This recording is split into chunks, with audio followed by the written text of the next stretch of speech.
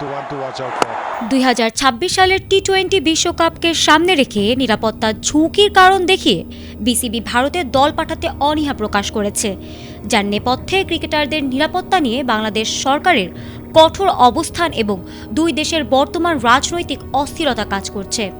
বিশেষ করে মুস্তাফিজুর রহমানকে আইপিএল থেকে সরিয়ে নেওয়ার নির্দেশ এবং ভারতের বর্তমান পরিস্থিতির কারণে বিসিবি তাদের ম্যাচগুলো ভারত থেকে সরিয়ে নেওয়ার আবেদন করেছে। কিন্তু সেই আবেদন আইসিসি নাকচ করে দিয়েছে। এমনকি তারা ভারতে কোনো নিরাপত্তা হুমকি নেই বলে দাবিও করেছে। আইসিসির এই সিদ্ধান্তের পরও বাংলাদেশ সরকার তাদের অবস্থানে অনড় থাকায় এবং ভারত সফর থেকে বিরত থাকার সিদ্ধান্তে অটল থাকায় বাংলাদেশ দল বিশ্বকাপ থেকে ছিটকে যাওয়ার এবং তাদের পরিবর্তে অন্য কোনো দলের অন্তর্ভুক্ত হওয়ার সম্ভাবনা তৈরি হয়েছে, যার দরুন আন্তর্জাতিক ক্রিকেটে বাংলাদেশের অবস্থান নিয়ে নতুন করে অনিশ্চয়তা তৈরি হয়েছে। আইসিসির বিবাদ নিষ্পত্তি কমিটি ডিআরসি বাংলাদেশ ক্রিকেট বোর্ডের করা আপিল সরাসরি বাতিল করে দিয়েছে। ফলে বিশ্বকাপ সংক্রান্ত সিদ্ধান্তে বিসিবির সামনে কার্যত আর কোনো পথ খোলা রইল না আইসিসির ভেতরে। বিশ্বকাপ আয়োজন ও অংশগ্রহণ নিয়ে আগে যে সিদ্ধান্ত নেওয়া হয়েছিল, মূলত সেটি পুনর্বিবেচনার আবেদন জানিয়েই আইসিসির কাছে আপিল করেছিল বিসিবি। কিন্তু ডিআরসি জানিয়ে দিয়েছে আইসিসির নিয়ম অনুযায়ী এই বিষয়ে আপিল শোনার এখতিয়ার তাদের নেই।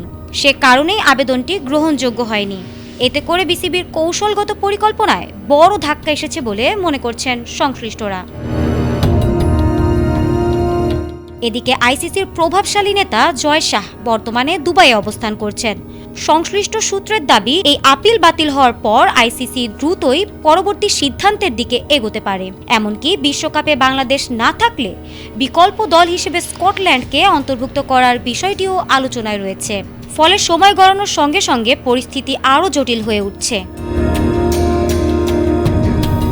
ডিআরসির নেতিবাচক রায়ের পর বিসিবির সামনে একমাত্র সম্ভাব্য পথ হিসেবে উঠে আসছে court of arbitration for sports.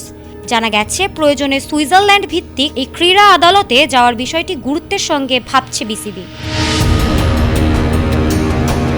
আইসিসির এই সিদ্ধান্ত বাংলাদেশের ক্রিকেট প্রশাসনের জন্য বড় চ্যালেঞ্জ হয়ে দাঁড়িয়েছে। বিশ্বকাপে বাংলাদেশের ভবিষ্যৎ কী হবে তা নির্ভর করছে এখন পরবর্তী আইনি ও কূটনৈতিক পদক্ষেপের উপর। ফারহানা হক, এটিএন বাংলা।